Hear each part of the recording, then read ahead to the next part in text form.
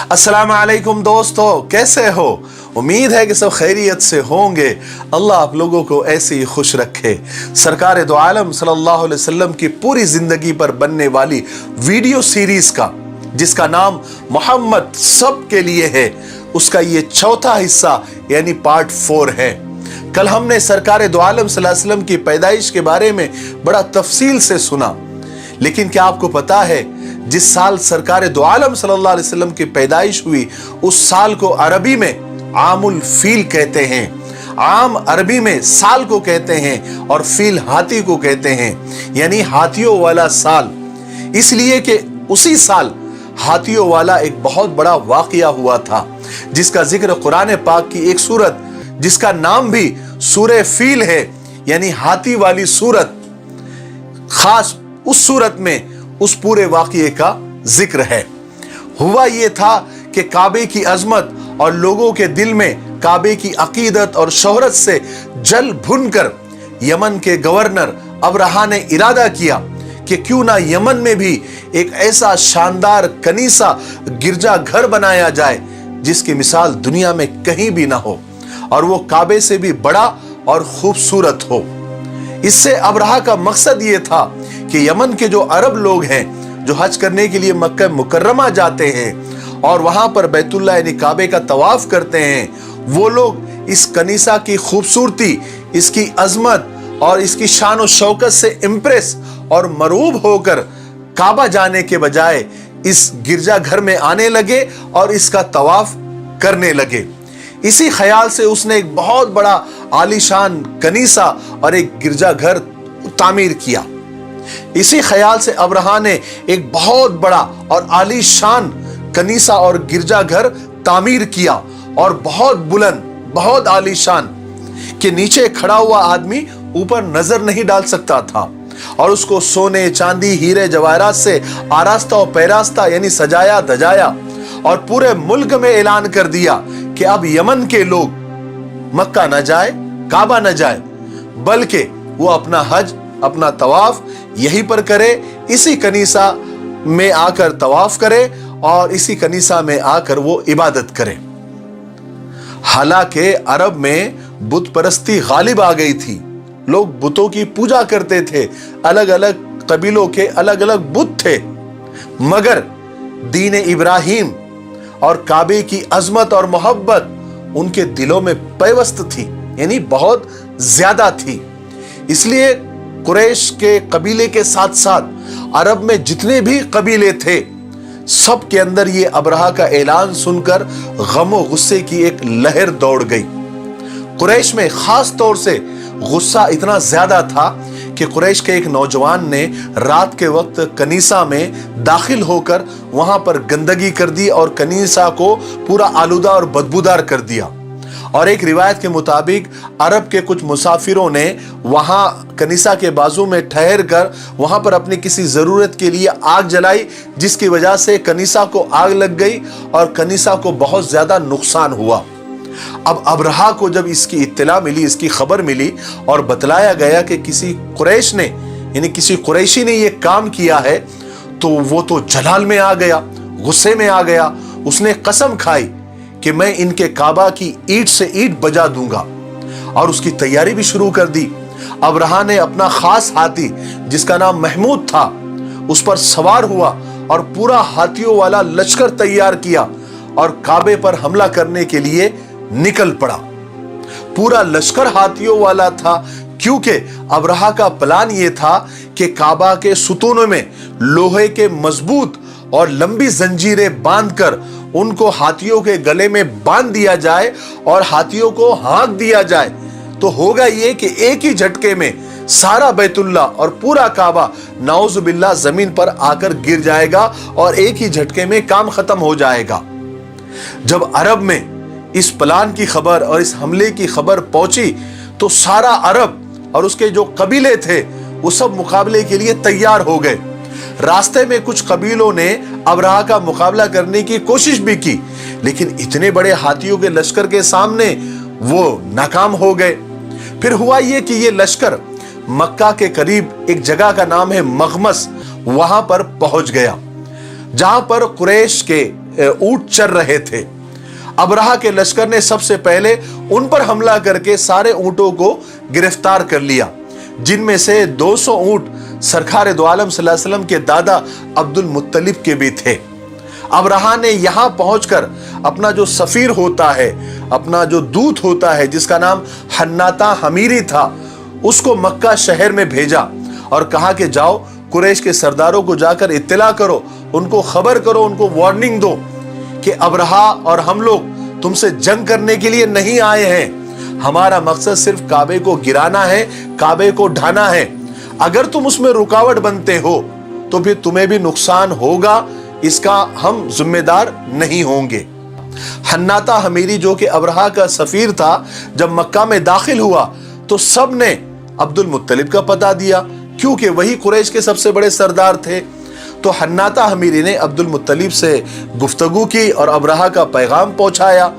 तो एक रिवायत के मुताबिक अब्दुल मुत्तलिब ने जो जवाब दिया वो ये था कि अबरहा से जाकर कहो कि हम भी तुमसे कोई जंग का इरादा नहीं रखते और ना हमारे पास इतनी ताकत है कि तुम्हारे हाथियों वाले लश्कर से हम मुकाबला कर सकें। अलबत्ता मैं इतना बताए देता हूं कि जिस घर को तुम ढाने के लिए आए हो, गिराने के लिए आए हो, ये अल्लाह का घर है और उसके खलील इब्राहिम अलैहिस्सलाम का बनाया हुआ है और अल्लाह खुद उसकी हिफाजत का जिम्मेदार है।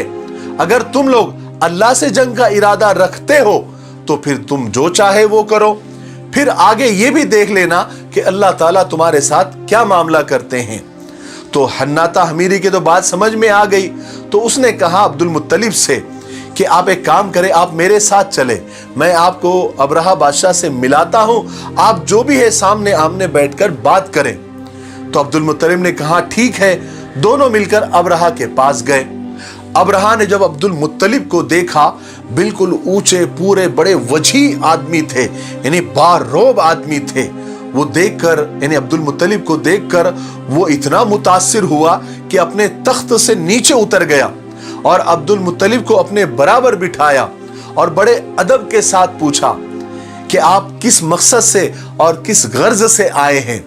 हालांकि एक रिवायत के मुताबिक अबरहा के दिल में यह था कि अब्दुल मुत्तलिब गिड़गिड़ाएंगे, मिन्नतें करेंगे और हाथ जोड़ेंगे और कहेंगे कि आप काबे को ना गिराए, हम आपसे माफी चाहते हैं, या तो फिर आपको जो चाहिए, जो पैसा वगैरह जो चाहिए हम देने को तैयार है। या अबरहा के दिल में यह भी एक बात थी समझौते वाली कि ऐसा समझौता कुछ अब्दुल मुत्तलिब के साथ बैठकर हो जाए कि ठीक है हम काबे को नहीं गिराते हैं, एक काम करते हैं कि एक साल यहां मक्का में हज करेंगे और एक साल यमन आकर कनीसा के पास हज करेंगे, एक साल यहां एक साल वहां। ऐसे अबरहा के दिल में था। लेकिन अब्दुल मुत्तलिब ने बिल्कुल ऐसा जवाब दिया कि अबरहा का सर चकरा गया। अब्दुल मुत्तलिब ने कहा कि मैं सिर्फ इस मकसद से आया हूं, मेरी जरूरत सिर्फ इतनी है कि मेरे ऊंट जो आपके लश्कर ने गिरफ्तार किए हैं, बस आप उन्हें छोड़ दे, मुझे और कुछ नहीं कहना है। अबरहा तो जैसे ढीला पड़ गया, उसका जो समझौते का प्लान था वो तो सारा चकनाचूर हो गया। तो अबरहा ने दिल में गुस्सा दबाते हुए जनाब अब्दुल मुत्तलिब से कहा कि मैंने आपको जब पहली बार देखा तो मेरे दिल में आपके लिए बड़ी इज्जत, बड़ी वक़्त हुई थी, मगर अभी आपने जो बात की ना, उससे आपकी पूरी इज्जत खत्म हो गई। मेरी नजर में आप गिर गए।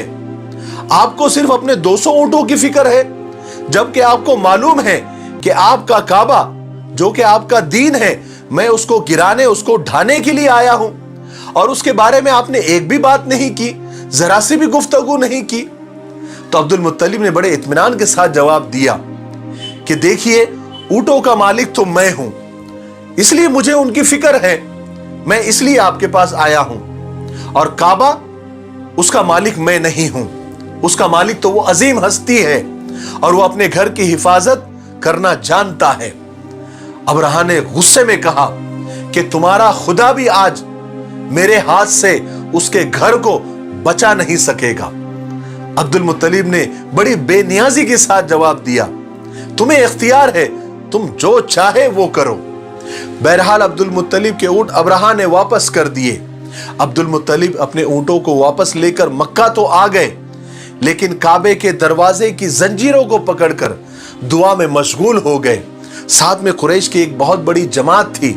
सब ने अल्लाह से दुआएं की कि ए अल्लाह, इस अब्रहा के अजीम लश्कर का और इतने बड़े लश्कर का मुकाबला हमारे बस में नहीं है। ए अल्लाह, तू अपने घर की हिफाजत का इंतजाम तू खुद फरमा। दुआ करने के बाद अब्दुल मुत्तलिब और सारे लोग पहाड़ों पर और अलग अलग जगह पर फैल गए, क्योंकि उनको यकीन था कि इस लश्कर के ऊपर अल्लाह का अजाब जरूर आएगा। इसी यकीन की वजह से उन्होंने अब्रहा से सिर्फ अपने ऊंटों का मुतालबा किया था, यानी अपने ऊंटों के बारे में बात की थी, काबे के बारे में कोई बात नहीं की, क्योंकि वो जानते थे कि इस लश्कर पर अल्लाह का अजाब आएगा और अल्लाह ताला अपने घर की हिफाजत करेगा। और ये जो दुश्मन की ताकत बता रहा है, जो ताकत शो कर रहा है, जो हाथियों वाला लश्कर लेकर आया है, अल्लाह तबारक व तआला उसके इरादे को और उसके अज़ाइम को खाक में मिलाकर रख देगा। बहरहाल सुबह हुई तो अब्रहा ने अपने लश्कर को तैयार होने का हुक्म दिया कि चलो आज बैतुल्लाह पर चढ़ाई करनी है, उसको ढाना है, उसको गिराना है, वक्त आ गया है। सब अपने अपने तैयारी में लग गए। अब्रहा अपने खास हाथी के पास आया और उसको उठाने लगा, लेकिन हाथी है कि उठने को तैयार ही नहीं। उसको सारे दरबानों ने मिलकर उठाना चाहा, लेकिन हाथी है कि टस से मस हो ही नहीं रहा। वो बिल्कुल पत्थर बनकर जमीन पर जम गया। बड़े बड़े लोहे के नेजों से उसको मारा गया, मगर हाथी ने उसकी परवाह ही नहीं की। यहां तक कि उसके नाक में लोहे के आंकड़े डालकर उसको खींचने की कोशिश की गई, लेकिन वो हाथी खड़ा ही नहीं हुआ। हां, इतना जरूर हुआ कि उस हाथी के मुंह को यमन की तरफ करते तो उठ के खड़ा हो जाता, मुल्क शाम की तरफ करते तो भी उठ के खड़ा हो जाता, और मक्का की तरफ करते तो बैठ जाता और जमीन पर जम जाता। अब ये तो अल्लाह का करिश्मा था जो यहां जाहिर हुआ। दूसरी तरफ दरिया की तरफ से कुछ खास परिंदों की कतारें झुंड की शक्ल में आती हुई नजर आई। हर परिंदे के साथ 3 कंकरियां थी, और कंकरियां बिल्कुल चने और मसूर के बराबर थी, एक चोंच में और 2 पंजों में। और परिंदे भी बड़े अजीब तरह के थे जो इससे पहले दुनिया में नहीं देखे गए। जिस्म में कबूतर से भी छोटे थे और उनके पंजे लाल और सुर्ख थे। हर पंजे में एक एक कंकर और चोंच में एक कंकर था। वो फौरन आए और अब्रहा के लश्कर के ऊपर बिल्कुल छा गए, यहां तक के अब्रहा के लश्कर के ऊपर उन परिंदों की वजह से बिल्कुल छाव और साये की तरह हो गया। सूरज नजर ही नहीं आ रहा था। अब हुआ यह कि परिंदों ने अब्रहा के लश्कर को घेर लिया। अब उन परिंदों ने वो कंकरियां छोड़ना यानी गिराना शुरू की, तो एक एक कंकरी बंदूक की गोली की तेजी से जमीन पर आती थी और फौजी के सर में घुसकर उसके बदन को पार करते हुए हाथी के जिस्म में घुसकर जमीन में धंस जाती थी, जिसकी वजह से वो फौजी भी और हाथी भी जमीन पर लुढ़क जाते थे। अल्लाह का दूसरा अजाब अब्रहा के लश्कर पर यह आया कि खारिश की यानी खुजली की बीमारी फैल गई वो कंकरियां गिरने के बाद, और तमाम लश्कर को इतनी, जो बच गए थे उनको इतनी जोर से खुजली आई कि जब वो खुजाते थे तो चमड़ी हाथ में आ जाती थी, उनकी चमड़ी उतरने लगी, जिसकी वजह से भगदड़ मच गई। ये अजाब देखकर हाथी खुद भागकर खड़े हुए, बिल्कुल तितर बितर मामला हो गया। यहां तक कि किताबों में आता है कि बहुत सारे अब्रहा के फौजी अपने ही हाथियों के पैरों तले रौंद कर मारे गए। लेकिन अब्रहा, चूंकि ये तो बादशाह था, ये सबसे बड़ा था, इसलिए अल्लाह तबारक व तआला को इसको सख्त सजा देनी थी, इसको तड़पा तड़पा कर मारना था, क्योंकि अल्लाह के घर को गिराने के लिए आया था। तो वो फौरन हलाक नहीं हुआ, अल्लाह ने उसको फौरन हलाक नहीं किया, बल्कि उसके जिस्म में ऐसा जहर चढ़ गया, सरायत कर गया कि उसका एक एक जोड़ सड़कर गिरने लगा आहिस्ता आहिस्ता। इसी हाल में वो वापस यमन भी लाया गया, और दारुल हुकूमत, जो यमन की दारुल हुकूमत थी, सना पहुंचते पहुंचते उसका सारा बदन टुकड़े टुकड़े होकर बह गया और वो वहीं पर मर गया। और इसी तरह अल्लाह तबारक व तआला ने अब्रहा को हलाक किया और अपने घर की हिफाजत की।